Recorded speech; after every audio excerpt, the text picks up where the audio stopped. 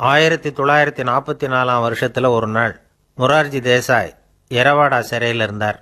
காவல்துறை உயர் அதிகாரி ஒருத்தர் வரார். மொரார்ஜி தேசாயை சிறை அதிகாரி அலுவலகத்துக்கு அழைச்சிட்டு போகிறார். சிறை அதிகாரி ஒரு தகவலை சொல்கிறார். உங்கள் நண்பர் மங்கள்தாஸ் பக்வாசா அப்படிங்கிறவர் நாசிக் சிறையில் அடைக்கப்பட்டிருந்தார். அவருக்கு உடல் நலம் ரொம்ப பாதிக்கப்பட்டதுனால அவரை சிறையிலிருந்து பம்பாயில் உள்ள ஹரிகிருஷ்ணன் தாஸ் மருத்துவமனைக்கு கொண்டுகிட்டு போயிருக்கிறாங்க. அவர் உங்களை பார்க்கணும்னு ரொம்ப ஆவலோடு இருக்கிறார்.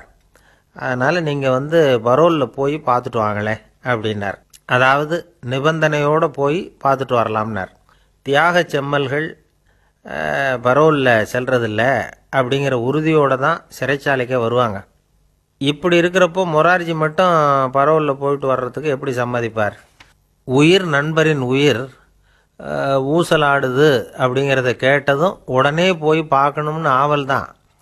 இருந்தாலும் வரன்முறையை மீறி போய் பார்க்கறதுன்னா அது தேச பக்தியையே அவமானப்படுத்துறது மாதிரி ஆகும் அப்படிங்கிறத அவர் உணர்ந்தார். அதனால் நான் பரோலில் போகிறதுக்கு நான் தயாராக இல்லை அப்படின்னு சொல்லிவிட்டாராம்.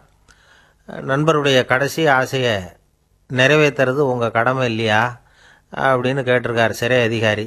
கடமை தான், அதே சமயம் என்னுடைய கடமையை காப்பாற்றுறதும் முக்கியமாச்சே அப்படின்னாராம் இவர். அதுக்கப்புறம் அந்த அதிகாரி நிபந்தனை இல்லாமலே மொரார்ஜியை வெளியில் அனுப்புறதுக்கு சம்மதிச்சாராம்.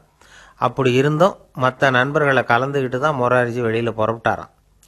பம்பாய்க்கு போனார். படுக்கையில் நண்பரை சந்தித்தார். அவர் ரொம்ப மோசமான நிலைமையில் இருந்தார். உடல்நிலை கவலைக்கிடம்னு தான் டாக்டர்களும் சொன்னாங்க. மங்கள்தாஸ், இனி எனக்கு வாழ்க்கையில் என்ன இருக்குது, நான் இறந்து விடுறதே மேலுன்னாராம். மொரார்ஜிக்கு ரொம்ப வருத்தமாக போச்சு. மங்கள்தாஸ் இல்லத்தில் இருந்த சமயத்தில் தான் மொரார்ஜியை கைது பண்ணாங்களாம். அந்த அதிர்ச்சி தான் மங்கள்தாஸை ரொம்ப பாதிச்சிருக்கு அப்படிங்கிறத இவர் புரிஞ்சுக்கிட்டார். இதை பாருங்கள், விடுதலை போராட்டத்தில் ஈடுபடுறவங்களை கைது பண்ணுறதும் சிறையில் அடைக்கிறதும் சகஜம் தானே. அன்னைக்கு உங்கள் வீட்டில் இருந்தப்போ நான் கைது செய்யப்படலைன்னாலும் இன்னொரு இடத்துல நான் கைது செய்யப்பட்டு தான் இருப்பேன். அதனால் அதை பற்றி நீங்கள் ஏன் வேதனைப்படணும்? நீங்கள் தைரியமாக உறுதியாக இருக்கணும் அப்படின்னார் மொரார்ஜி தேசாய். அது மட்டும் இல்லை, அது வரைக்கும் மருந்தே சாப்பிடாமல் இருந்த மங்கள்தாஸை மருந்து சாப்பிட வச்சாராம். 2 நாள் அவர் பக்கத்திலே இருந்தார். அதுக்கப்புறம் பெரிய டாக்டரை பார்த்து மங்கள்தாஸ் உடல் நல சம்பந்தமாக விசாரித்தார். இப்போ பரவாயில்ல, தேறி இருக்கிறார். எப்படி இருந்தாலும் இன்னும் ஒரு 6 மாதம்தான் அவர் உயிரோடு இருப்பார் அப்படின்னு சொல்லிவிட்டார் டாக்டர். ஆனால் அதுக்கப்புறம் நடந்தது என்ன தெரியுமா? மங்கள்தாஸ் அதுக்கப்புறம் 25 வருஷம் சௌக்கியமாக இருந்தாராம். இவர் 6 மாதம்தான் இருப்பார்னு சொன்ன அந்த டாக்டர் 6 மாதத்தில் ஒரு எதிர்பாராத விபத்தில் சிக்கி இறந்து போனாராம். 6 மாதம்னு டாக்டர் போட்ட கணக்கு சரிதான், ஆனால் இடம்தான் மாறி போச்சு.